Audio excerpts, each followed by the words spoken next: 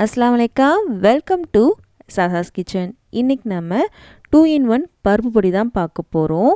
இந்த பருப்பு பொடி பார்த்திங்கன்னா இட்லி தோசை பொடி தோசைக்கெல்லாம் சூப்பராக இருக்கும். சூடான சாதத்தில் இந்த பொடியும் கொஞ்சமாக நெய் விட்டு சாப்பிட்டிங்களான்னு செம்ம டேஸ்ட்டாக இருக்கும். ரொம்ப சூப்பராக இருக்குங்க. இது 1 மாதம் வரைக்கும் நீங்கள் ஸ்டோர் பண்ணலாம் ஏர்டைட் பாக்ஸில். இப்போ வாங்க எப்படி பண்ணலான்னு பார்க்கலாம். இந்த பருப்பு பொடியை ஃபஸ்ட்டு அடுப்பில் ஒரு பேன் வச்சுருக்கேன்.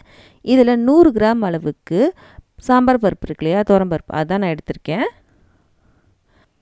அடுப்பு வந்து மீடியமில் இருக்குங்க. மீடியமில் வச்சு கொஞ்சம் நல்லா வறுத்துக்கோங்க. லைட்டாக கொஞ்சம் வறுத்ததுக்கப்புறம் அடுத்த பொருளாக நம்ம சேர்க்கலாம். இங்கே பாருங்கள், லைட்டாக வறுபட்டுச்சு. இப்போது நம்ம அடுத்த பொருள்லாம் சேர்க்க போகிறோம்.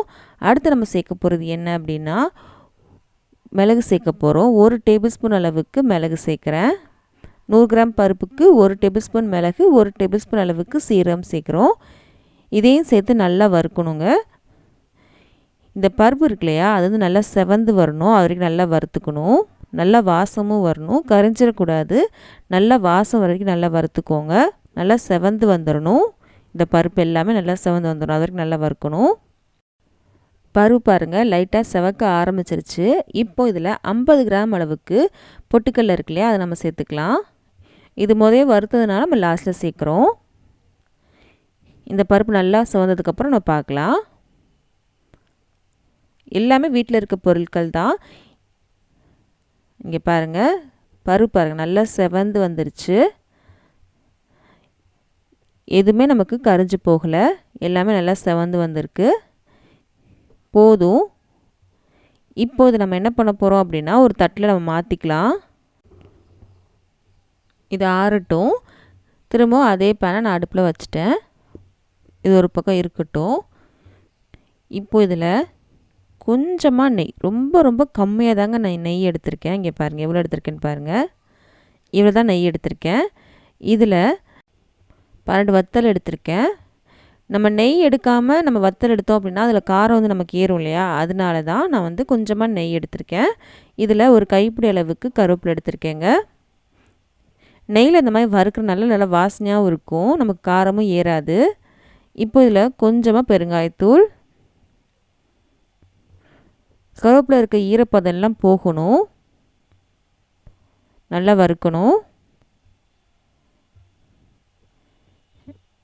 இதுக்கப்புறம் நம்ம பூண்டு சேர்க்கணும். இங்கே பாருங்கள் லைட்டாக வறுபட்டுருச்சு. இப்போ இதில் நம்ம பூண்டு சேர்த்துக்கலாம். 8லேருந்து 9 பூண்டு எடுத்திருக்கேன். இந்த பூண்டு வந்து ரொம்ப வதக்கணும்னு அவசியம் இல்லைங்க, லைட்டாக வதங்கினாலே போதும். நான் தோலோடு தான் எடுத்திருக்கேன். நீங்கள் வேணுமா தோல் இல்லாமல் கூட சேர்த்துக்கலாம். தோலோடு சேர்த்தா ரொம்ப டேஸ்ட்டாக இருக்கும். கருவேப்பிலை இருக்க ஈரப்பதெல்லாம் நல்லா போயிடுச்சு. நல்ல வாசனையாகவும் இருக்குது. நான் நெய் சேர்த்துருக்கோம்ல, நல்ல வாசனையாக இருக்குது. இதையும் நம்ம எடுத்து வச்சுருந்தோம்ல அதே பிளேட்டுக்கு மாற்றிடலாம். ரெண்டும் சூடாக இருக்கும் இல்லையா, அது நல்லா ஆறணும். ஆறுனதுக்கப்புறம் தான் நம்ம அரைக்கணும். அரைக்கும் போது நம்ம உப்பு சேர்த்தா போதும். எல்லாத்தையும் சேர்த்துட்டேன். இப்போ ரெண்டும் சூடாக இருக்கும், அது நல்லா ஆறட்டும். அதுக்கப்புறம் நம்ம அரைக்கலாம். ஆற வரைக்கும் நம்ம வெயிட் பண்ணலாம். ரொம்ப டேஸ்ட்டாக இருக்குங்க இந்த பொடி. கண்டிப்பாக நீங்கள் செஞ்சு பாருங்கள். இட்லி தோசை சப்பாத்தி பொடி இட்லிக்கு எல்லாமே ரொம்ப சூப்பராக இருக்கும். கண்டிப்பாக நீங்கள் ட்ரை பண்ணுங்கள். இப்போ பார்த்திங்கன்னா நல்லா ஆறிடுச்சு. இதை வந்து நம்ம மிக்ஸி ஜாருக்கு மாற்றணும். இப்போ நல்லா கலந்து விட்டுடலாம். கலந்து விட்டு நம்ம மிக்ஸி ஜாருக்கு மாற்றிக்கலாம். ஒரு மிக்ஸி ஜார் எடுத்திருக்கேன். இதில் நம்ம சேர்த்துடலாம்.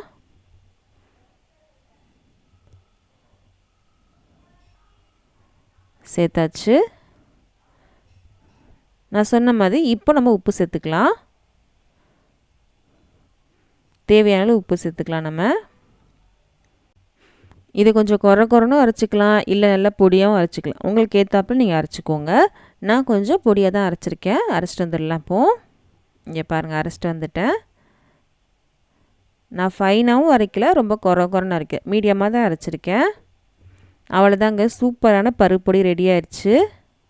இட்லி தோசை எல்லாத்துக்கும் சூப்பராக இருக்கும். பொடி தோசைக்கெலாம் செம்ம சூப்பராக இருக்கும். சூடான சாதத்தில் இந்த பொடியும் கொஞ்சமாக நெய் விட்டு கலந்து சாப்பிட்டிங்கன்னா செம்ம சூப்பராக இருக்கும். கண்டிப்பாக நீங்கள் செஞ்சு பாருங்கள், எல்லாத்துக்கும் ரொம்ப பிடிக்கும். இந்த வீடியோ பிடிச்சிருக்கும் நம்புகிறேன். பிடிச்சிச்சு அப்படின்னா மறக்காம நம்ம சேனலை சப்ஸ்கிரைப் பண்ணிடுங்க. பக்கத்தில் இருக்க பெல் பட்டனையும் கிளிக் பண்ணிடுங்க. அப்போ தான் இனிமேல் போட போகிற எல்லா வீடியோஸும் இந்த மாதிரி ரெசிபிஸ்லாம் உங்கள் ஃப்ரெண்ட்ஸ்க்கும் ஃபேமிலிஸ்க்கும் பிடிக்கும் அப்படின்னா அவங்களுக்கு இந்த வீடியோ ஷேர் பண்ண மறக்காதீங்க. நம்ம அடுத்த வீடியோவில் சந்திக்கலாம்.